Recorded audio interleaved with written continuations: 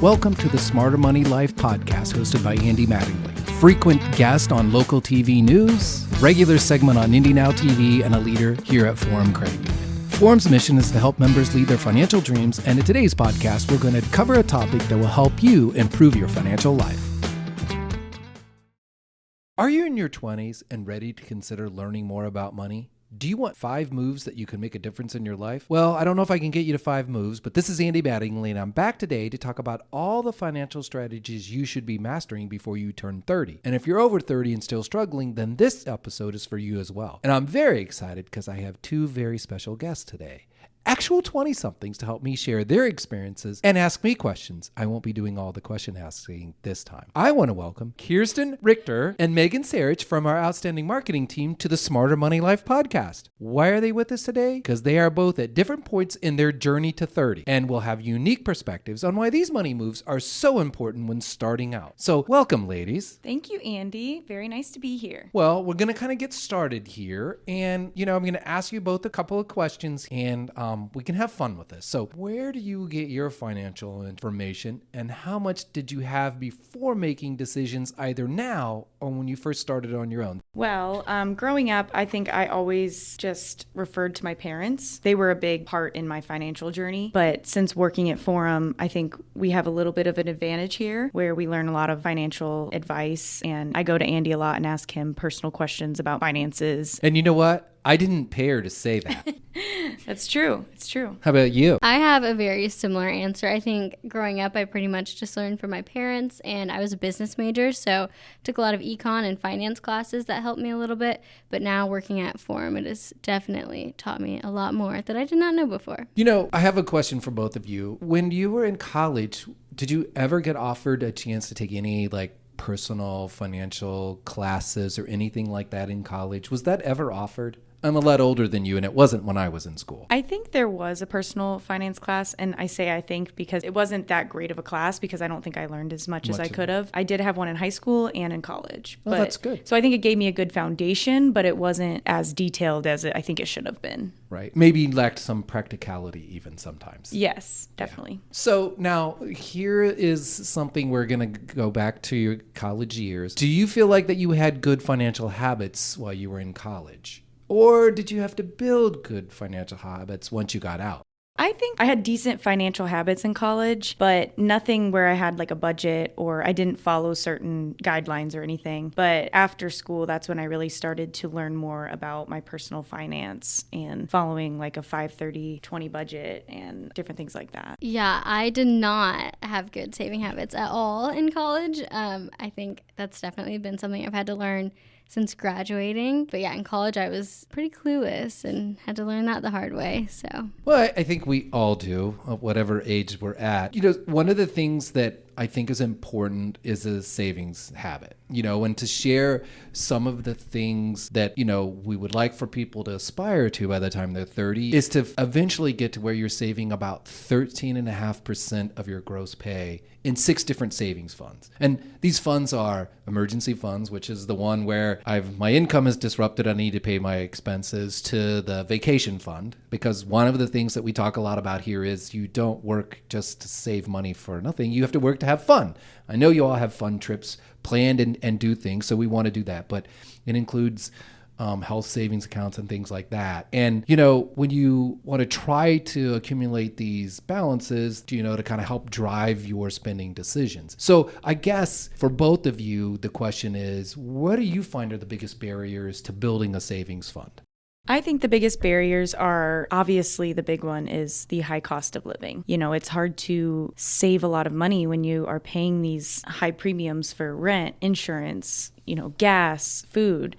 And, you want to do all these extra things, but there's not much money left over. Right. And then I also think just pressure of social media has also been a big barrier because, you see everybody having the newest things, going on these lavish trips, and you're wondering how are they saving and doing all these things? Well, they're probably not, but I think that's a big barrier. Mm-hmm. Yeah, I have a similar answer to Megan. I think just the living expenses have been crazy high, especially rent. Like I'm signing a new lease today, and that's something that I definitely had to figure out my budget for and still go over it a little bit because it's so expensive.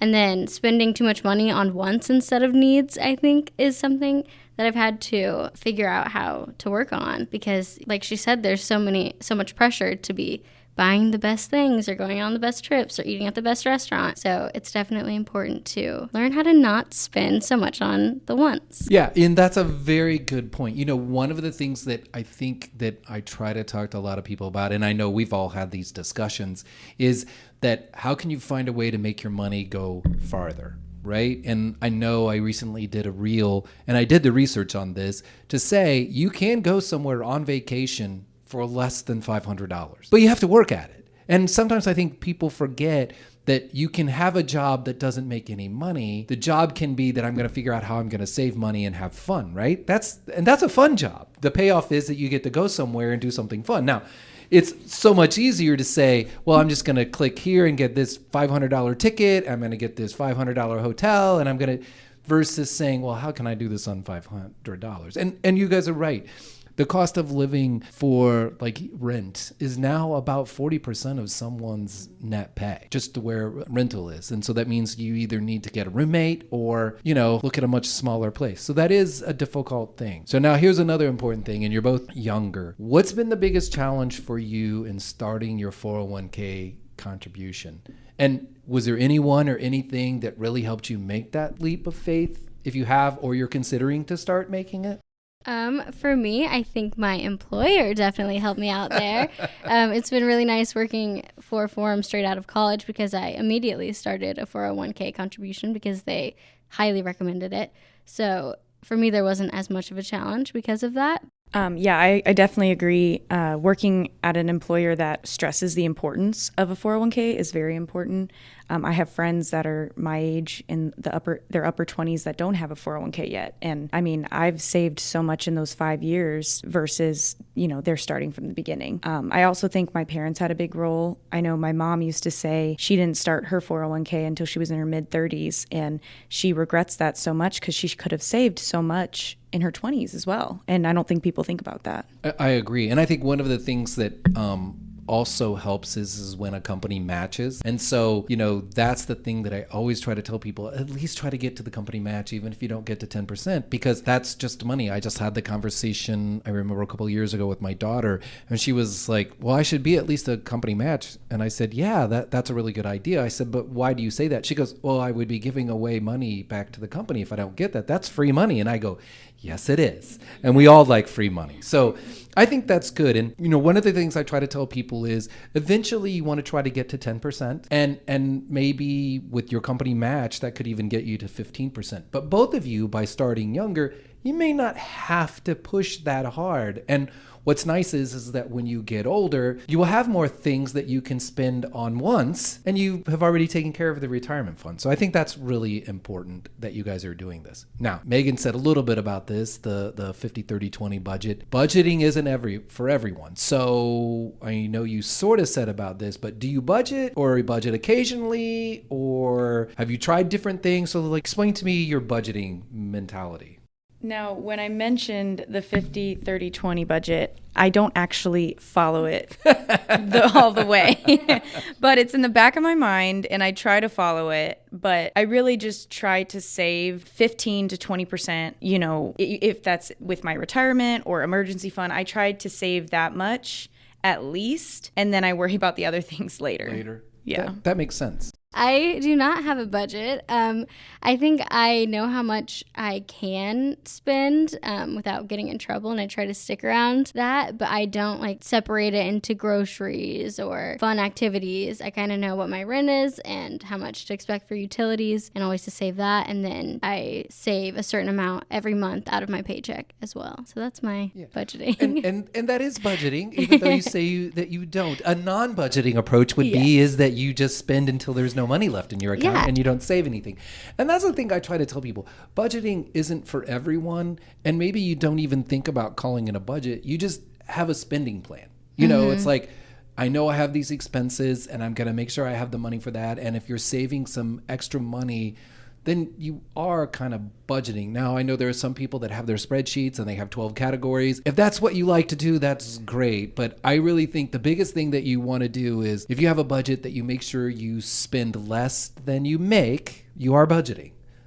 So I think that's good. You both have different approaches, and if both approaches seem to be working. And I think that's the point I want to try to make to everyone out there, is that it doesn't matter which direction you go, you can be successful as long as you're consciously doing it. You know, one of the things, and you don't have to share this if you don't want, some people like to use a credit card to pay for things and they pay off the credit card, but their budgeting method is to say, okay, I can only get this much on my credit card and then I have to stop spending because that's all I'm going to have. So do either one of you use that approach? Yes, I get very nervous when I use my credit card. I don't like spending too much on it because I don't look at it as real money. It scares me. So when I do get to a certain point, I make sure I either pay it off or I just stop spending. Well, that's good that you have a limit. I definitely keep in mind, like, I pay it off at the end of every month. I don't try to let it go over. Like Megan, I'm very scared of spending money on my credit card. So I don't really have a budget, I'd say, but I know that I need to pay it off at the end of the month, and that has to be attainable. Right. And being scared, I mean, I guess I'm not scared, but I've seen so many credit cards go bad where people just have so much money in debt, and that's just something I would never want to have, just how, the rates are so high on credit cards, and I would rather, be more conservative that way. Yeah, well, that's good. And if hopefully you both have credit cards that pay a cash back. So if you do that, you're not paying any interest and you're getting a little bit of cash for what you're spending. So that's really good. Now, the next kind of area that I want to move into is kind of talking about this financial aha moment. So maybe it's the cost of something or the ability to lower expenses. So has there been something recently that you've been like, oh, wow, I wish I'd have known this a long time ago because it would have saved me a lot of money, or wow, I wish I would have started this a lot more because I could have saved more money. So anything like that recently? Yes, I actually had my financial aha moment a couple months ago and never really realized how helpful and important an HSA account is and how it can literally pay for anything medical. I kind of ran into, a few hefty medical bills recently, and, I always had that mindset of just putting the bare minimum into my HSA account, where I could have been saving so much more these last few years. And I don't even think I got an HSA account until 3 years after I started at my job. So I would have definitely taken that more seriously if I realized how much it could have helped. Yeah, that's a good point. And that is one of the 6 savings accounts that I talk to people about, is that health savings accounts are great. And if you can, some people like to put the money in and they take it right back out. But if you can, you put it in there for when you have a medical emergency, like the bigger bills. And if you pay for the regular doctor visits and everything, you can build some money up. So that's great. Thank you for sharing that. How about you, Kiersten? I don't know if I'd say I've had a financial aha moment, but maybe a financial oh no moment. When it comes to rent, obviously, I know there's utilities, but I don't think I realized how much that can add up to be. You have to consider Wi-Fi. What? Internet's not free? No, it's not free. It's not free at all. And if you want cable, I watch The Bachelor, and if I want to watch it live, I have to pay for YouTube TV or Hulu Plus. And you have to watch expensive. it live because there's too much social media that exactly. You'd have to turn that off or you would know what happened. Exactly. So I could watch it the next day, but by then I already know what happens. So just those costs add up to be a lot more than just rent. Yes, that's really good. So now we're going to turn to another topic. And since you both work at the credit union, I know you know a little bit about this, but it's debt and credit scores. So first, do either of you know what your credit score is? You don't have to share it, but just do you know what it is? Yes, I think we both do because we have it on our mobile app that we have access to. And it's so funny how many people don't realize they have, regardless of what financial institution they're with, a lot of them provide it and they don't know what it is. So when you think about your credit score, are you happy with it, or have you run into any, well, how can I get it higher? So any questions or comments about that?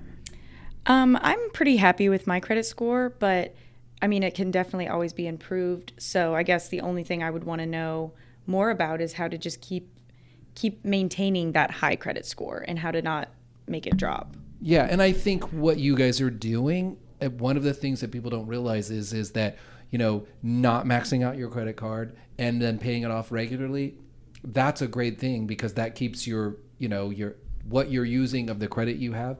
The other thing that helps is also having other types of credit. So if you guys have a car loan, that's good because that helps build credit. Now the caveat is that you pay them all on time, but I know that you both do that. But those are great things that can help move your, credit score up. And the good reason to do it is because then you get a better interest rate, which means that you then don't have as big a payment, which then you have more money for some of those wants. So I have a question for you, Andy. Yeah. So I have a car loan and a credit card, and I'm about to pay off my car loan. Do you recommend getting another loan just to keep building your credit? Well, you don't have to get another loan right away because your car loan will stay out there for a couple of years showing that you've paid it off, so that'll be good. I think the one big thing is that you could look at what your credit limit is on your credit card, and let's say, and everyone, I don't know what our credit limit is. We're going to make up numbers, but let's say your credit card limit is $10,000. And maybe now you would qualify for 15 and you'd be like, well, I'm only ever going to put 5 on it. Why do I need it? Well, the great thing is if you go to 15, it shows that you have more available credit, but you're using less of it. So that will help your score. So that would be one thing to do that would make sense. And I'm assuming that in the next 2 or 3 years, you might get another car loan. And so then you'll be fine. I think for me, when I look at it, the yellow section is always length of credit. Yes. And at what point is that not going to be yellow anymore? Well, usually once you start building credit, I think that if you get to the 3-year mark with like a credit card and things like that, you're going to see that that's going to move out. So and that's why even if you switch credit cards, don't close your current credit card because whatever the first card you started with, that's going to stay out there and be reported, and length of credit is important. So I always tell people, if you get a new credit card, keep your old one, just don't use it. Put the card away for a while until you've established a length of time with your new credit card. Well, what do you think about getting all these, Loft and Target and Old Navy cards? They save you money, Andy. They save you money, but it saves you money. But they're probably not a good idea if you get too many of them. And that's a good point about saving money. So you can do those cards. Those would be the ones that I would get and then pay them off right away and close them.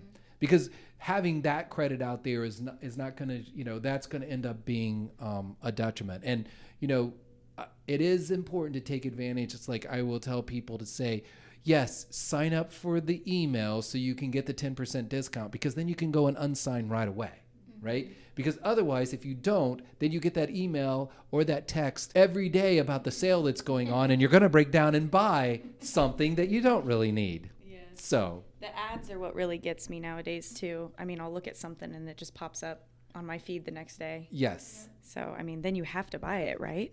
No, you don't.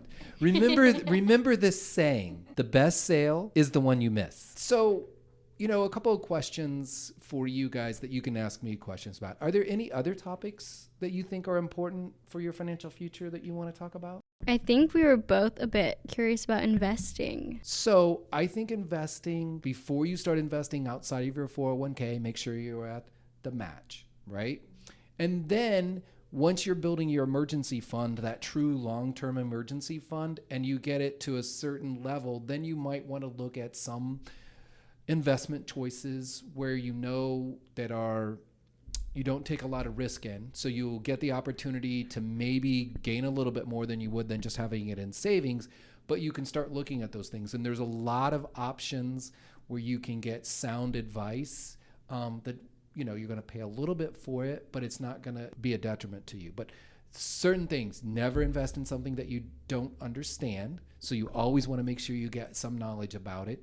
You want to make sure that you're not trying to go for the TikTok financial advisor that tells you that you should be investing in, this crypto gold-backed exchange whatever type of fund, because a lot of people don't know anything about that. I certainly don't know anything about that. I'm not even sure that that's real. I think I just made it up.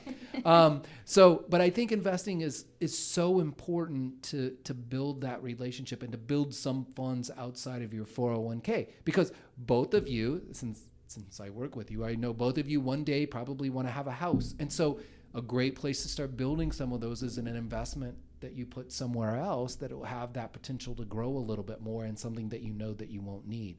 But, don't be scared by investing is the other thing. I've said a bunch of things, but don't be scared by it. There's plenty of great sources where you can go and get information.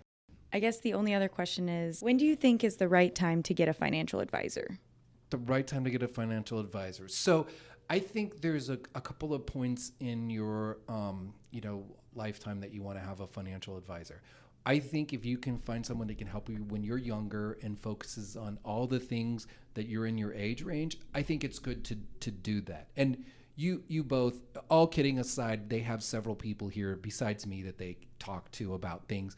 And you both are very lucky because you have people that you can talk to. But I think about other people out there that don't. And I think that when you're in your 20s, you can make a lot of mistakes. And it's good to have an advisor. And maybe it's not a financial advisor, but it's good to have an advisor. Then I think the next time in life is when you're in your 40s and you may or may not be married and you may or may not have kids. But when you're in your 40s, you're getting to the point where it's like, hey, I'm about halfway through working. And if you want to see where you're going to end at, you need to start working with an advisor to make sure that you can get there. I see a lot of people that wait until they're 60, then they go and talk to a financial advisor, and they really haven't gotten a lot of the advice that they need to have along the way, and they're way behind. That's why I said at the beginning of this, if you're over 30 and you haven't accomplished some of the things that we've talked about here, this is still good for you because these are the things that you need. And there's this fallacy that when you get, we talked about some of these good habits, that when you retire, that you don't have to have good financial habits. You have to have good financial habits your entire life, right? So I think, those are the 2 points that I would say. And then if you happen to be listening to this and you're over 50, you definitely should be talking to a financial advisor and have a plan and know where you're going. A couple of things that I want to make sure that I get to on this is that, and jokingly we've talked about this, is that you get into relationships, it's important to know, and they're both laughing at me right now because we have this running joke about it, and I won't bring that up. But it is important to know when you get into relationships at some point, and we talk a lot about this on some of our other programming that we do, is that relationships are important when it comes to financial matters and things that we've talked about that you all want to do sometime in your life. You want to make sure that whoever your partner is has those same goals. And we jokingly say, hey, you need to check their credit score and you need to do those things. That's not a yes or no answer, but you do need to know. And we've had people here that have applied for a home and they had no idea that their significant other had filed bankruptcy and they're not going to be able to get their home until they actually apply. And I just don't think that's good for a relationship. Now, the real important things is that as people in relationships, I always tell them, if there is something that someone has a financial habit that bothers you, you should talk about that. Or if they have a habit that they don't like about you, maybe you don't spend enough money, or maybe you think they spend too much money. You should definitely talk about those things, because in the end, all of these things that we've talked about that you need to accomplish by your 30, that carry on into your 40s, and when you have that significant other, you want them to be helping you get to all of these things as well. I definitely don't think it's a first date topic, but but it's very important once you establish that relationship, I think. Yeah. And your thoughts? I agree. Definitely don't bring that up on the first date. Maybe not even the second or the third. But yeah, once you are getting serious with someone, I think that's definitely a conversation you need to have. Yeah. And the interesting thing is, I think for both of you, that's a topic like what we've talked about here and the trouble that you can get into. It's so much easier to get into trouble today because of, you talked about it. Everyone else is they're posting pictures and they're doing this and they're doing that. And you feel like that you have to go ahead and do that. And so I think it is important to, kind of have that topic. So we've talked a lot about where we want to be as we are, get into our 30s.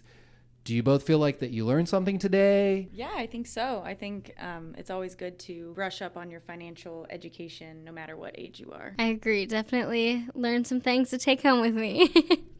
Well, thank you both. You guys have been great guests with this. And I know you were a little apprehensive to start, but this was great because I don't like to just sit here and talk all the time. So we've laid out some things for you to accomplish before you turn 30. And as you can tell, Megan and Kiersten are already on their way there. So they're going to accomplish all of these. And they'll tell you that if they can do it, you can too. This has been another episode of the Smarter Money Life podcast powered by Forum Credit Union. Please leave your thoughts in the comments and be sure to look for our next episode wherever you get your podcast. Remember, now is a great time to make a difference in your financial life. Until next time.